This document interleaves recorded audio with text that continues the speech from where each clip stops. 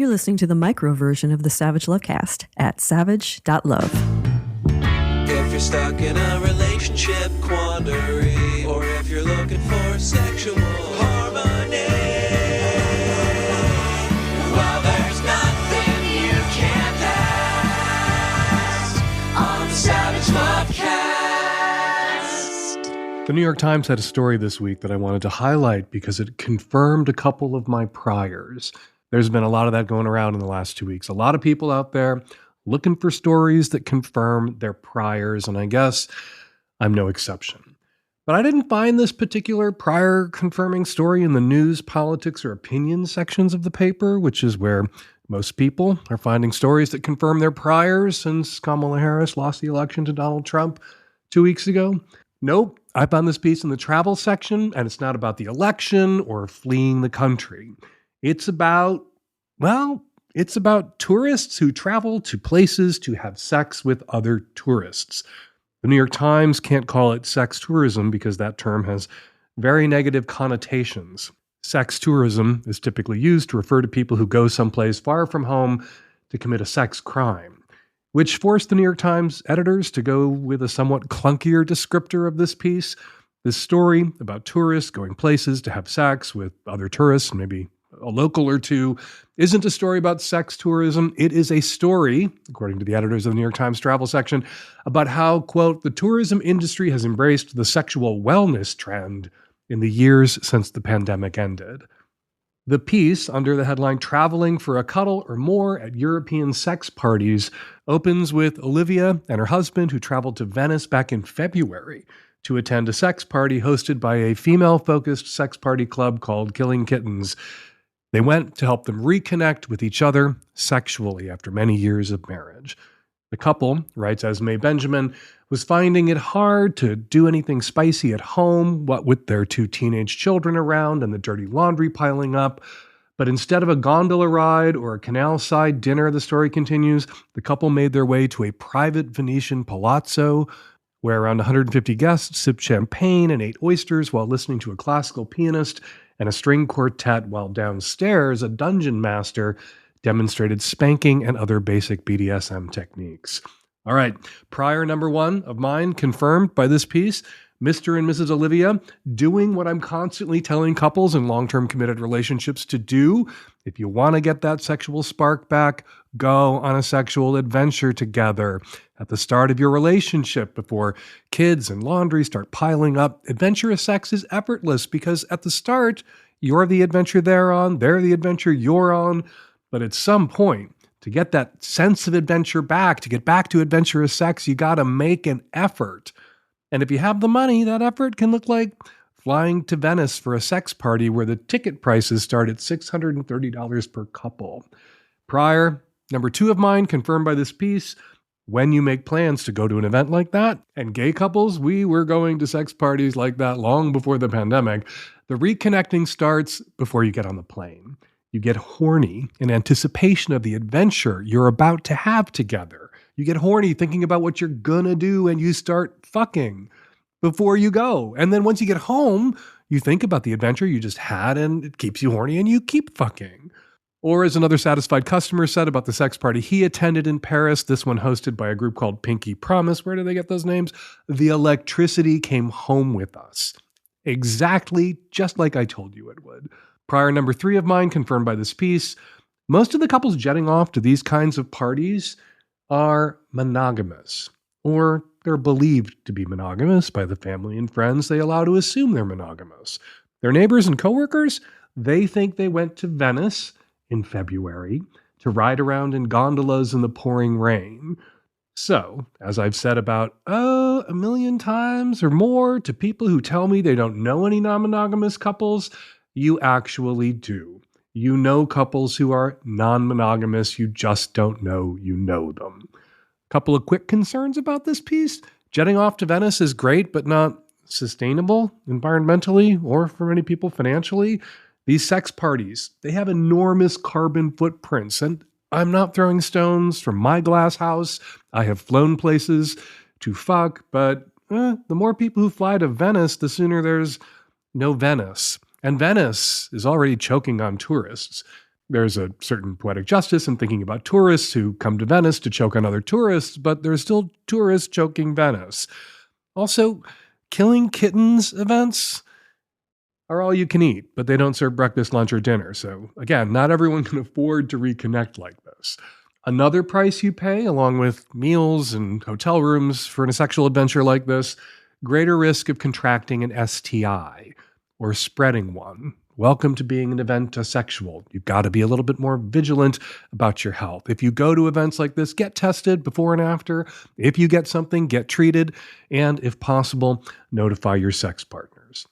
And I got to say, one last little reservation or consideration. If every time you want to reconnect with your spouse, if every time you want to get that spark back, you have to fly to Venice or France or Berlin, you're probably not going to reconnect with your spouse that often. So you'll want to find a way to have adventures a little closer to home. Now, I realize local sex parties are scarier because you might run into or run through your boss or his wife or her wife or your presumed to be monogamous neighbors or parents. Damn it, I was trying to talk you into going to a local sex party and I just talked myself out of going to one. Finally, gotta love this comment on the New York Times. Top comment on this story, which also confirms a prior of mine. Weekend getaways to orgies in Venice and Paris, and the GOP wanted you to believe the economy is weak. Yeah, my ultimate prior, the GOP lied to you. They lied to us. They've been lying to us for 50 years about everything. All right, coming up on today's show, as ever, tons of your Qs, lots of my As, and my guest this week on the Magnum, Tracy Schorn, a.k.a. Chump Lady. Tracy was betrayed by her husband. Turns out he was leading a secret double life, cheating on her, putting her at risk, other crazy shit. And now on her blog, her podcast, and in her book, Tracy is a fiery, foul-mouthed advocate for, as she calls them, her fellow chumps. Tracy is a critic of the reconciliation industrial complex of which she thinks I am a part. Not a fan of couples counselors, authors, and advice columnists who encourage people to maybe think about taking a cheater back. I don't usually argue with my guests, but Tracy and I really got into it in a passionate but polite way. It can be done. There's a little bit of my argument with Tracy on the micro. All of it is on the Magnum. If you've been thinking about becoming a Magnum sub, this might be a good week to do it. And speaking of my subs, from now until December 31st, year-long gift subscriptions to the Magnum Savage Lovecast are half off. That's only $24 for a year of Magnum magic, which includes the longer ad-free show, access to Lovecast going back to 2006, Sex and Politics, and we have a new Sex and Politics coming out later this week where I do a little election postmortem with writer Peter Rothplatz. What else? So much else. Savage Love Live Zoom Hangouts, discounted hump tickets, all of Savage Love struggle sessions, and more. Our subs help us keep the good sex content coming here. They also help us keep the lights on and the tech-savvy at-risk youth fed. This holiday season, give your loved one, or hell, give your worst enemy, a gift that won't end up in a landfill. Give them the Lovecast. All right, let's get to that first call. This episode is brought to you by Liberator, makers of pillows, shapes, wedges, and furniture for new and exciting sex. Just for Black Friday, Liberator is offering an additional 10% off site-wide exclusively for our listeners. Stack that 10% discount on top of their already incredible Black Friday deals for the best savings of the year. Go to liberator.com and use the promo code SAVAGE. This episode is brought to you by Helix Sleep, the makers of My Mattress and Your Next Mattress. Right now, Helix is offering 25% off all mattress orders and 2 free pillows for our listeners. Go to helixsleep.com/savage. This is their best offer yet. It won't last long. Go get your new mattress. With Helix, better sleep starts now. This episode is brought to you by Foria. Foria, makers of Awaken Arousal Oil, Intimacy Melts, and Sex Oil. Get 20% off your first order by visiting foriawellness.com/savage and using code SAVAGE at checkout. Hey, Dan, Nancy, and the Tech Savvy Youth. So I've been dating a guy for about 2.5 years. Our original connection was through kink. It's developed into a more serious relationship. We live together in a small town. We are open, although we don't pursue it because primarily we're lazy. But anyways, he travels for work, and he has disclosed to me that when he's traveling, he visits Asian massage places, also known, quote unquote, as wack shacks.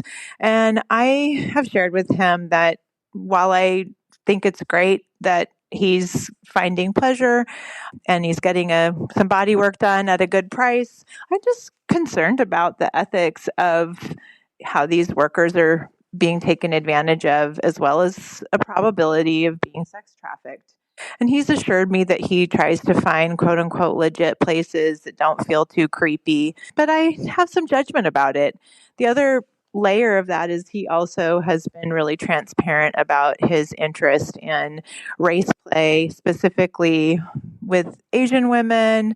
I know that some of the porn that he watches is pretty extreme, where there's a lot of racial slurs, a lot of degradation. He really likes people doing kind of gross things for him, as he identifies as a dom, and that doesn't align for me. And while I don't entirely understand it, I accept it and feel really happy that he shares openly. But the problem is, I think the overlay of the two, the combination of the whack shack and then the knowledge of what his primary kink orientation is, they're kind of influencing me to be pretty judgmental. And I don't want to end the relationship because it's really quite healthy and wonderful. But I also it just doesn't align with my values, a lot of that. And so I'm just really having a hard time deciding what to do. I think I don't want to think about this question. I don't want to think about your problem and your boyfriend, but you have tasked me with thinking about your problem and your boyfriend. And the reason I don't want to think about it is because I'm not really allowed to say anything about race play into a microphone that isn't feed that man into a wood chipper, basically. People are into race play. Often, over the years, when we've gotten questions about race play, it's not from some awful white person who wants to engage in race play or just began to engage in race play tinged with, as it almost always is, degradation and eroticized white supremacy on some unsuspecting person of color, sex partner. Often when I get calls about race play, almost every call I've ever gotten about race play, it's a white person who's been asked to engage in it by a person of color, by a black person or an Asian person who's turned on by it. A lot of people's fantasies, almost most people's fantasies, almost all kinky people have subby fantasies. And a lot of people with race play fantasies that are subby are people of color with race play fantasies. And again, all the calls, most of the calls I've gotten about race play are from a white person who's uncomfortable with what a black or Asian person has asked them to do or say during sex. Yours is the rare call about race play where it is the white person in the dom role who is interested in race play. I'm not saying that that's a black swan event. I'm not saying that those people aren't out there, that they don't exist. Just they usually don't call. And they didn't. He didn't. You did. And you're the partner. So what do? Well, this makes you uncomfortable. You worry that he may be patronizing whack shacks, jack shacks, massage parlors, where not everybody working there is thrilled about working there. And that is possible. He could be doing his due diligence and not doing it well enough, not motivated to do it very well, because he wants to go more than he wants to find out that he shouldn't go to this particular jack shack that he's interested in going to, or he could just be lying to you about doing any due diligence about the places he patronizes at all. I will say that if he does go to a place, the odds that he is engaging in active race play and DS degradation scenes with the masseuses in an establishment like that, probably nil. There's probably not a lot of conversation going on, and you can't control what's going on between his ears while he's getting a massage, what he might be thinking about or fantasizing about. Which means you just have to, like I wanted to, after listening to your call, not think about it.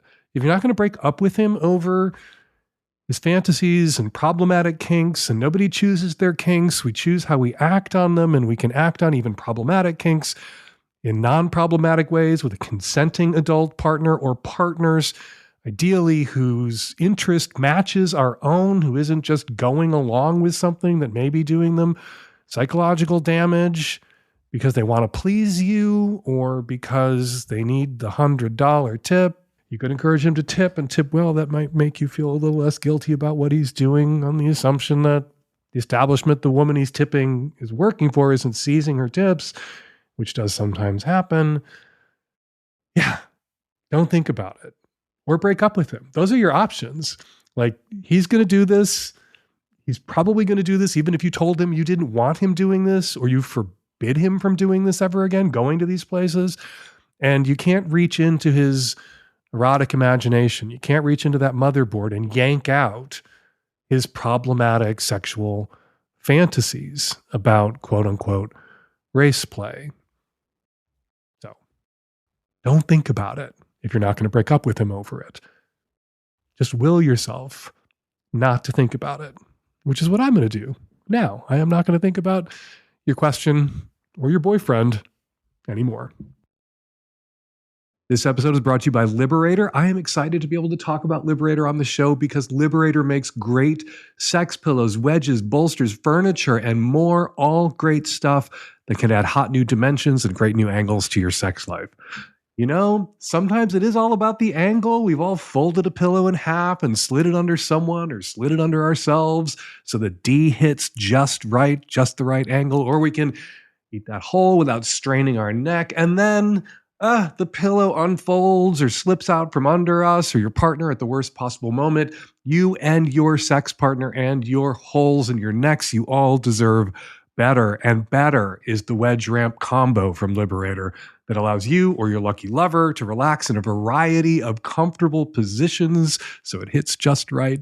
Better is the new luxurious Super VO Sex Chaise, a chaise lounge made from wood, upholstered. It's gorgeous, a great investment in your sex life. And the Super VO Chaise is BC. That stands for bondage compatible around here, the standard by which all good furniture should be judged. Made right here in America from top-notch materials like furniture-grade foam, plush microfiber, and premium faux leather, Liberator products are built to last, and you will last on your Liberator products, I can promise you. And now for our listeners, Liberator is offering an additional 10% off site-wide. Stack that on top of their already incredible Black Friday deals for the best savings of the year. Just remember to use promo code SAVAGE, SAVAGE, at checkout. Let them know the Lovecast sent you. Use the promo code SAVAGE. Make some of your fantasies a reality this holiday season. Liberator.com. Let them know the Lovecast sent you by using the promo code SAVAGE and getting that discount. Hi, Dan. I'm a mid-30s polypan person from the Midwest, and I'm calling to talk about monogamy norms that fall into polyamory, and was wondering what your perspective would be about how people in polyamory tend to fall into the relationship escalator, default monogamy standards while in polyamorous commitment with other people. How to address that situation in the kindest way while adhering to the campsite rule of leaving this person better than when you found them. I find that many people don't have the DTR conversation defining the relationship and default to, we are now a couple. We now text every day. We now see each other every week or semi-weekly or every other week, or they have expectations of what this relationship is supposed to look like just based off of previous relationships in monogamy, or maybe not. I'm not sure. So again, what's your perspective on this? Are these monogamous norms? Is this just a preference for people? I'm curious what a pure poly relationship, a poly relationship untainted by default monogamous settings would look like for you if a text every once in a while or seeing somebody once a week or once every 2 weeks is an unrealistic kind of monogamy style crushing expectation. If it's a relationship, you got to show up for that person. And yeah, that can feel like an obligation. It is kind of an obligation. But if you're happy to be in that relationship and free to end that relationship if you're not, but if you're happy to be in that relationship, it shouldn't feel crushing to respond to a text every once in a while or send a text every once in a while and show the fuck up once or twice a week and fuck that person or hang out with that person or watch a movie with that person. So I'm just really curious about how you're framing this, because you're saying you're in relationships and poly relationships. Okay, what does a poly relationship look like in the absence of seeing that person or communicating with that person? I don't think seeing someone that you're seeing is somehow monogamy coded, or communicating with somebody that you're seeing about when you're going to see them or just that you were thinking of them is also somehow monogamy coded or relationship escalator adjacent in a way that would make a polyamorous person or a person who practices polyamory. I don't think people are monogamous or are poly in the way people are gay or are straight. I think that poly is a relationship model that works for people.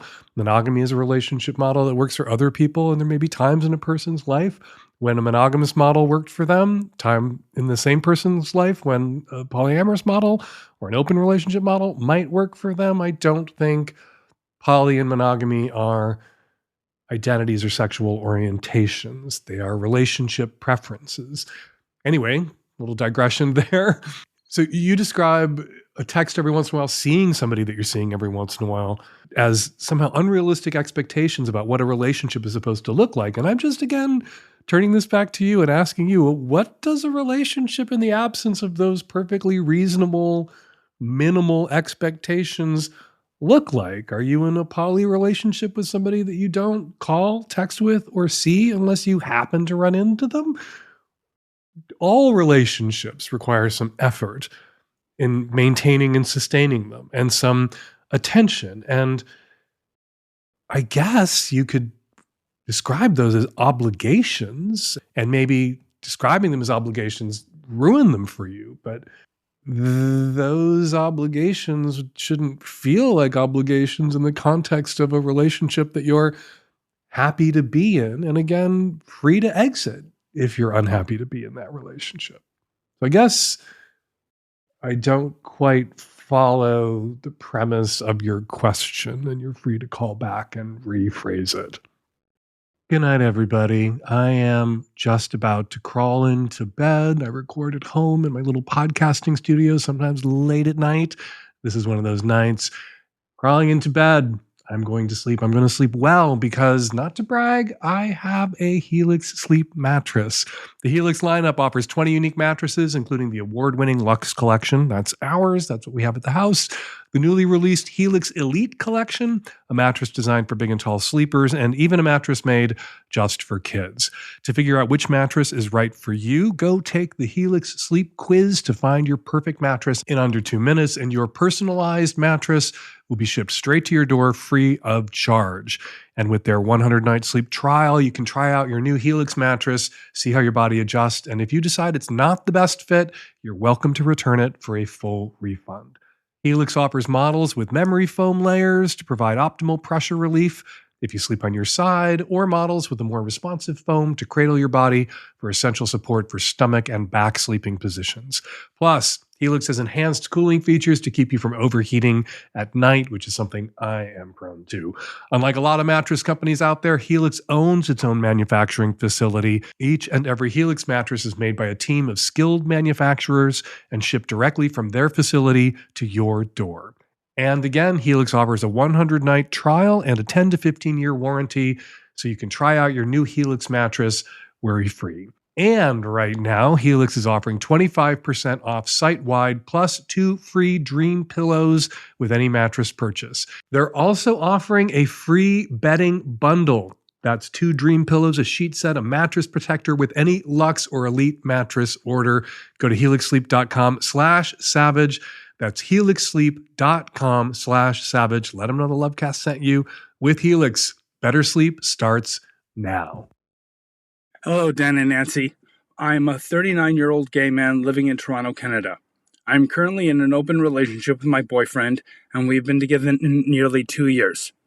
This is my first relationship in a long time, So after so many years of being single, sharing my life has been an adjustment, but we're in a really good place. We love each other very much. We're crazy about each other, and we're even making plans to move in together. Our recent challenge has been sex, though. Up until recently, we were only doing things like oral and jerking off, but I had been telling him for a while that I needed more. And he wasn't ready to get there yet. He had never had anal sex, never had anything up his butt. And the few times we had tried, he wasn't getting much pleasure out of it. But after giving him a lot of patience and time, and we talked it out, we're finally in a good place, and we're having a healthy sexual relationship. The thing is that he's just starting off as a bottom, and I'm an experienced verse bottom. And we're progressing slowly in that area. The thing, though, is that he wants to be able to top me. And the situation is, though, he has a small dick and I have a big dick. And he can't really penetrate me. And I'm not going to lie, I would love to have my boyfriend penetrate me because I love the sensation of getting fucked. But so I was hoping that maybe there was something you could recommend and tell me that we could try. For the record, I do own dildos and that I do use them myself. I'm experienced with that, but it's not quite the same of getting fucked by your partner. So I was hoping there was something you might be able to recommend, because the only thing I can think of right now is he wears a strap on. I just want to jump in here right at the start and say, you and your boyfriend were having oral sex and jacking off together, mutual masturbation, and you weren't fully satisfied because you also wanted to have anal sex. And now you are fucking the shit out of your boyfriend. And the way you describe your sexual relationship now is finally we're in a good place where we're having a healthy sexual relationship. If you were satisfied with mutual masturbation and oral sex, there wouldn't be anything unhealthy about the sexual relationship that you had with your boyfriend. There are guys out there, gay guys out there, who aren't into anal at all. Dr. Joe Court finally gave them a name to rally around, sides. And I just don't want to equate, having anal sex in the context of a gay relationship with having a fully realized, healthy sexual relationship. You can have a fully realized, mutually fulfilling sexual relationship that doesn't involve anybody getting fucked in the ass ever. All right, to the specifics of your problem, yours and your boyfriend's problem. Your boyfriend knows he has a small dick, right? Your boyfriend knows that when he's tried to penetrate you, he can't quite do it, either because he's got a small dick or you've got a fat ass or it's some combo of both. You got to work with what you got, right? And work around what you don't got. And he doesn't have a big enough dick, long enough dick to penetrate you. And you do have a bunch of dildos laying around. This has come up on the podcast a few times recently. Strap-on dildos, pegging, not just for lesbians anymore. Even the Oxford English Dictionary, after they added pegging to the dictionary, clarified that when the term was first coined in my column, that it specifically referenced a man getting fucked in the ass by a woman with a strap-on dildo, and now it's not tied to any genders. A lesbian can peg her partner. A straight man can get pegged by his partner. A gay man can peg his partner or get pegged by his partner. And it does replicate very closely the feeling of getting fucked, because you are getting fucked with a strap-on dildo.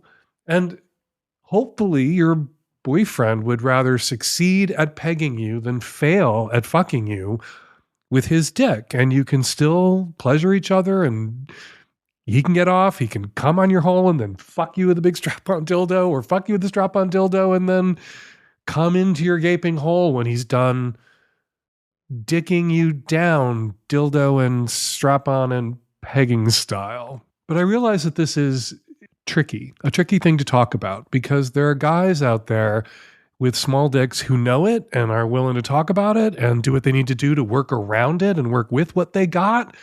And there are guys out there who are kind of in denial about it and being honest about what their dick can do for you and can't do for you can really hurt their feeling, really traumatize them because they're so self-conscious about the size of their dick. But hopefully your boyfriend, you say you're 39, hopefully your boyfriend is close to you in age and he has come to love his dick for what it is and is aware of what he's got and what he doesn't got and is grateful to the universe that he lives in a time when he can have the dick he has, enjoy the dick he has, that you can enjoy the dick he has, and he can also have the dick of your dreams and his dreams whenever he wants to strap that dick on too.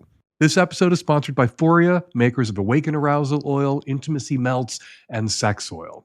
Sometimes all it takes is a new product like this to bring novelty back into your sex life.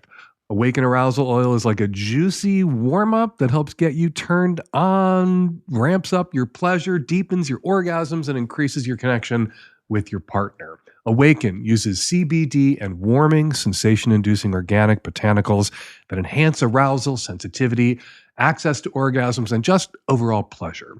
Intimacy Melts are insertables that help you experience deep internal waves of pleasure, and Sex Oil lubricates during sex and creates a juicy experience for both of you. Their pleasure set includes all three, and I highly recommend you try this mind-blowing triad of pleasure products. This is what science is for, people, and truly there is no better gift than Foria's pleasure set. So, as your resident sexologist, you have my permission to try this. Go ahead and treat yourself or your partner to Foria. You can have your juiciest and deepest and most connected sensual experiences yet. Get 20% off your first order by visiting foriawellness.com/savage, or just remember to use code SAVAGE at checkout. That's FORIA wellness.com/savage for 20% off your first order, or use code SAVAGE at checkout. I recommend trying their massage oil combined with their Awaken Arousal Oil, and why not toss in one of their insertables? You will thank me later. We're going to take a quick break from your calls to speak with Tracy Schorn, a journalist and cartoonist who runs the popular advice site Chump Lady. Tracy is the author of Leave a Cheater, Gain a Life, the Chump Lady Survival Guide to Infidelity. And she is not, full disclosure, a fan of mine, Esther Perel's, or Caroline Hax's. Not really a fan of my latest neologism, tolyamory, which we will get to. But first, Tracy, welcome to the show. Hey, thanks for having me. So, how are you a chump? Who chumped you? What's chumping? Chumping is just my term for being cheated on. But I thought all the language around infidelity was really soppy and kind of awful, so I mixed it up. So, yeah, chump just means to be played for a fool. And you can't be chumped without a con artist or a con person deceiving you. So I use the term. So some people take offense at it because they think I'm calling them stupid. But, you feel stupid when you've been chumped, so it fits. So I'm Chump Lady. I did do a deep dive into your columns after stumbling over the one about polyamory, and there's a lot of solidarity. Like, you've sort of done that thing that queer people did when we reclaimed faggot, dyke, sissy, and made them our own in terms of affection and in-group signaling by creating this community of people who identify as chumps, people who were played for fools by the men or women, but usually the men who were cheating on them. And that's the community you've created there at Chump Lady is really amazing. Well, thank you. Yeah. I mean, a lot of people were kind of looking for a new narrative. Yeah. How did you come to be Chump Lady?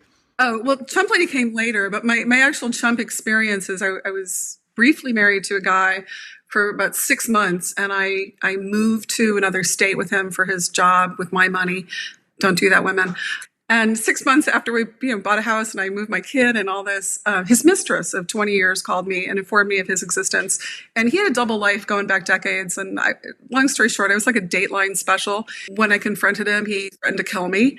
I got out. I found myself spending a lot of time on boards, giving the kind of advice I wished was out there. And then eventually, after I rebuilt my life years later, happily remarried for 14 years. My husband was like, you should write a book. You should start a blog. So, I kind of took on this persona because all the advice sucked. And I still do it because the advice sucked.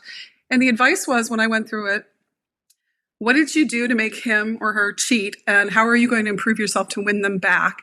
And the number one best-selling book in 2006, when I went through this, was Ann Pert's, and it's a evangelical book, my husband's affair became the best thing that ever happened to me. And I just think that's bullshit. So yeah, eventually I took back the narrative. Your experience with infidelity is a pretty extreme example of deceit, deception.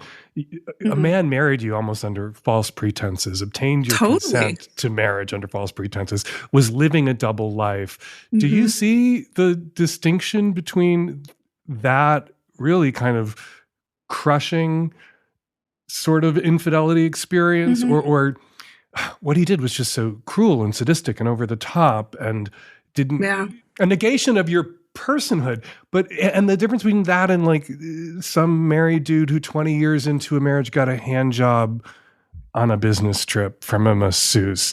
It's on a spectrum. And I always come back to what's acceptable for you in a relationship. But I would just say, if you spend any time on my blog, you will realize that I'm a very mild case, right?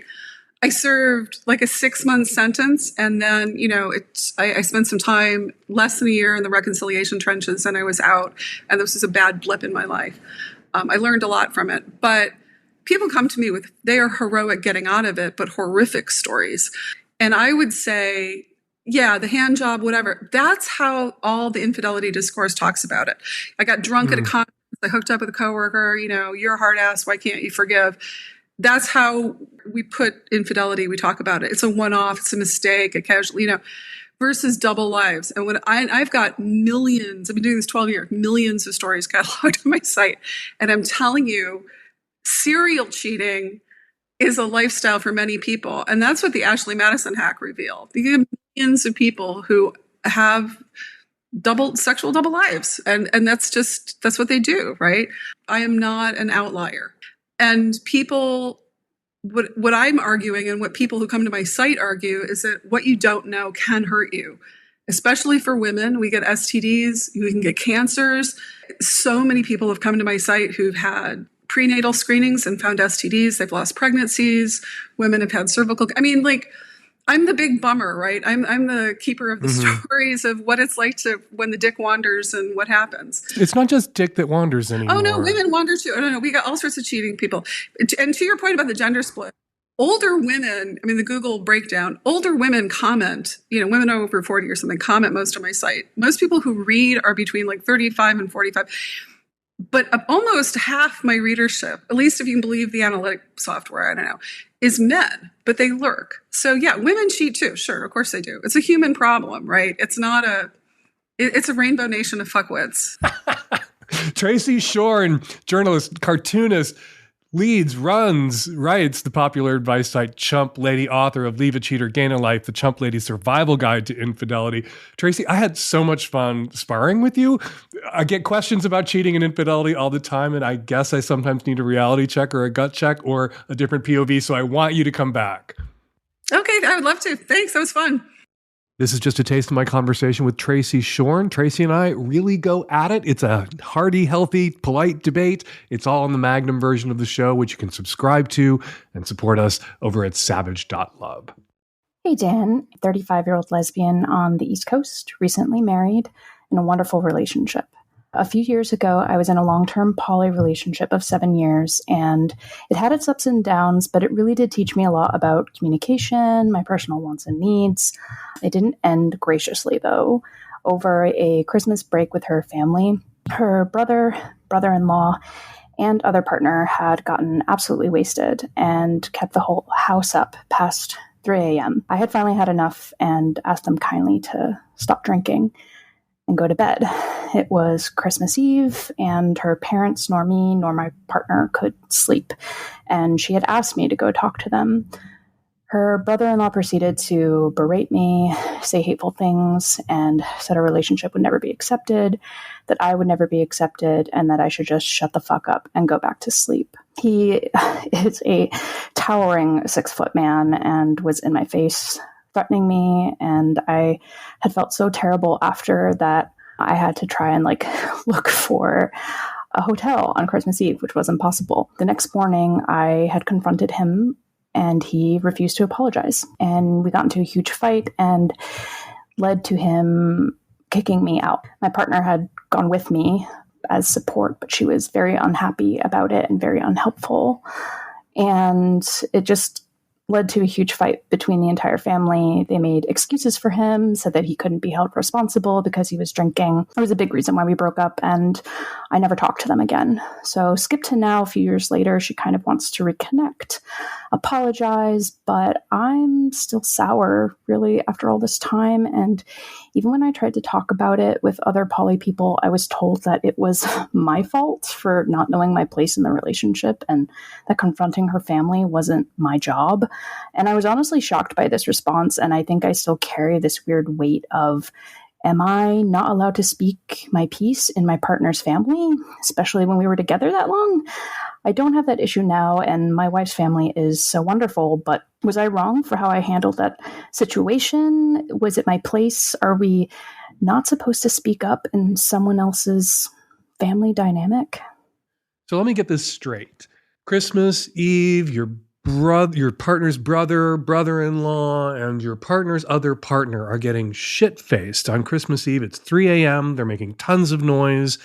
And your partner asks you to go confront them and tell them to shut the fuck up and stop drinking and go to bed. And you do that. And then there's a giant shit show, and your partner's brother-in-law throws you out of the house, and then there's a confrontation with the brother-in-law the next day. Happy Christmas. And your partner is there and says nothing in your defense, leaves you hanging out there, hangs you out to dry. And so, yeah, you didn't do anything wrong here. Your fucking ex-partner did everything wrong here. She couldn't face confronting her own family members for reasons that seem obvious now, and deputized you or asked you, maybe even manipulated you into going out there and doing the dirty work that she should have done herself. Yes, when it comes to conflicts with family members, it is best practice if the person who handles a conflict with a family member is one of the original members of that family. If there's a conflict between, there's something that your partner's family is doing that's driving you crazy or driving you and your partner crazy, that's something your partner handles. They go in there and they talk to their family. Only on rare occasions does it fall to the person who is the in-law to confront their in-laws about the shit that their in-laws are pulling. But it does happen, but it happens rarely. And it shouldn't have happened that night because your ex-partner should have handled this. And they didn't. And so why are you sitting there feeling guilty about what you did that night when you were doing what your partner asked you to do that night? If anyone should feel guilty about how that went down, it is your ex-partner who is a coward. And I'm sorry, you're out of this relationship. You've moved the fuck on. You married somebody else. You don't have to reconnect with your ex to balm their guilt. Fuck your ex. And the poly people that you've met who think that you were in the wrong for confronting your ex-partner's family and that wasn't your job, I kind of agree with them. Not that you were in the wrong for confronting your ex-partner's family. You were doing what your ex-partner asked you to do. But yeah, as a general rule, confronting family is not the job of the person who married into the family or polyed into the family. It's the job of the person who was born into that family. But you didn't jump in to do that job without being asked. You were tasked with doing that job. You were asked to step up, and you stepped up. And it blew up in your face and your ex's face. And then your ex was a fucking coward and just fucking abandoned you to the abuse of her brother-in-law and brother and her other partner. And so fuck your ex. Don't have anything to do with your ex. Just don't return her calls. You don't have to assuage her guilt about how it went down by making nice with her now. Fuck her. All right, time for listener feedback. First up, some of the comments left on last week's show in the very lively comment threads at savage.love. Says Lustbane the Noxious. Black queer woman and longtime subscriber here. I appreciate that you started your call with Therapy Jeff on the last Lovecast by acknowledging your privilege and protection as cis white men, but the longer you conversed, Dan, the more white the conversation became. Just a reminder, Black women did what we always do, which is vote for progress.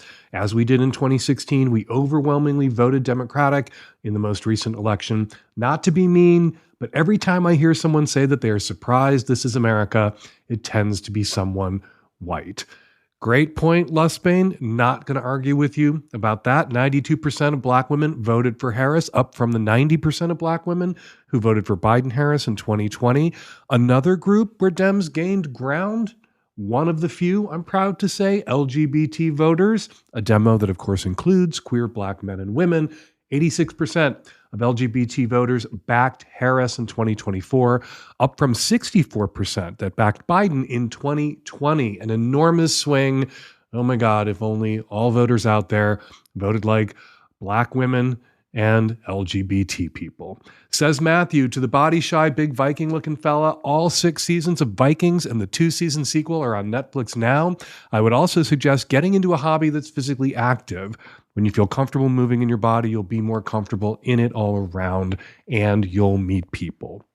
That's great advice, Matthew. Quick shout out to No Cute Name and Zoftig the Magnificent, superstar commenters at savage.love. Both had great advice for our lonely Viking caller. Too long to read or share here. So if you're listening, Mr. Viking, please go dive into the comment thread on episode 941 for more support and great advice from the Savage Love community. Says Invariant Blackout to the caller who got the text from her boyfriend meant for the trans sex worker. Bisexual men exist. Attraction to genitals doesn't always have anything to do with attraction to certain genders, and you're asking all the wrong questions. Why does it matter if your boyfriend's secretly gay or bi or straight craving girl cock? You should dump him if you can't deal with his inability to be honest with you or himself about his desires and sexual activity. Yeah, I agree. Dishonesty, that is a problem, but gotta say, I can understand why a boyfriend's gayness, secret or otherwise, might matter to a straight woman. I have a little less patience with women who are paranoid about their boyfriends being a tiny bit bisexual, but I do understand why a woman who stumbled over evidence that her boyfriend might be IDBND, into dude but not dick, would have questions. Also, an attraction to certain genitals doesn't always indicate an attraction to a certain gender.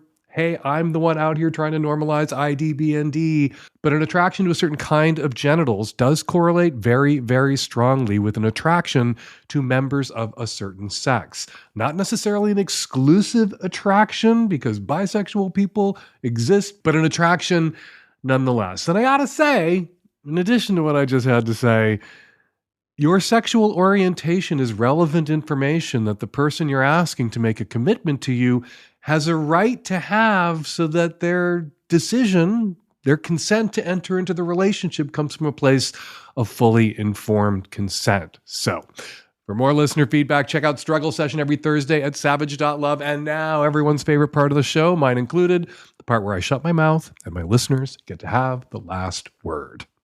Hey Dan, I'm a gay trans guy, and I am calling about the big ginger Viking guy. I want to fuck him. I can't believe it took you so long to mention bears, though. Tell this guy that he really has to meet up with his local bear community, sometimes gay bathhouses have bear nights. Just being around other big guys who are into other big guys and who are friendly and nice to you because you're big and hairy and ginger. Ugh. My ex described me as a twunk, and I love riding a guy with a big belly. Seriously. Hi, Dan. This is a call in response to the Viking who called last week who said that he hates his body. I'm a bi woman here. I'm very tall and I am fat. So I understand how he feels, because I was that fat kid growing up too. And I'm a tall, fat woman now. And my self-consciousness about my body used to hold me back too. I decided to put myself out there anyway, even though I was scared of ridicule about my body. I put myself out there for dating and play. And what I learned was there actually were a lot of men and women both who loved my big round stomach and my thick thighs and my, big tits and ass. that was desirable. And they treated my body with such lusty reverence that it started to make me realize, like, no, I actually am sexy. I'm just not conventionally sexy or like Cosmo magazine sexy, but I am sexy. And there are people who believe that too. Hi Dan, this is a response call for the big red bisexual Viking that was really struggling with his body image issues. My friend, you are my exact type. I am a 39-year-old bisexual woman. I like my men big, I like them rugged, I like them bearded, and I love the idea of being pinned down by a big red Viking. And the fact that you're bisexual, and I would also get the opportunity, maybe, to see you on your knees sucking a dick. Oh my God, you are a fucking unicorn and you need to get out in the world. And if you ever happen to be in New Zealand, look me up. And we're going to leave it there. We've got 3 ways for you to get us your questions and comments for future shows. You can record and upload your question directly onto our website at savage.love/askdan. Or you can make a voice memo on your very own phone and email it to us at q@savage.love. Or you can call our landline and leave us a message at 206-302-2064. The submission deadline for Hump 2025 is coming right up. Hump, of course, is the best little dirty film festival in the world. Anyone can enter. In addition to the $10,000 in cash prizes awarded by Hump audiences to their favorite filmmakers, each filmmaker who gets into Hump receives a percentage of every ticket sold. Submissions for Hump are due by December 6th. All the info you need is at humpfilmfest.com/submit. Follow me on Instagram and Threads at Dan Savage. Follow me at Blue Sky at Dan Savage. And you can find Tracy Schorn. You can find her books, her podcasts, her advice column, and her community of chumps at chumplady.com. You can also follow Tracy on Threads and Instagram and Twitter at Chump Lady. The Savage Lovecast is produced every week by Nancy Hartunian, and me and Nancy and the tech-savvy at-risk youth. We will all be back at you next week with an installment of the Savage Lovecast. Thank you for downloading, and hang in there.